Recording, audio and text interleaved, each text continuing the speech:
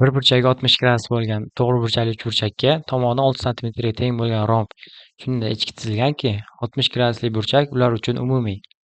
Rombning barcha uchlari uchburchakning tomonlarida yotadi. Uchburchakning tomonlarini toping. Xo'p, demak, aytaylik, shu burchak 60 gradus bo'lsin.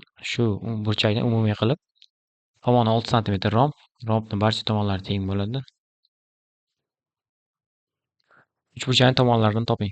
Demak, rombning qarama-qarshi tomonlari parallel bo'lgani uchun bu burchagimiz ham 60 gradusga teng, uchburchak to'g'ri burchakli bo'lgani uchun bu burchagimiz 30 gradus.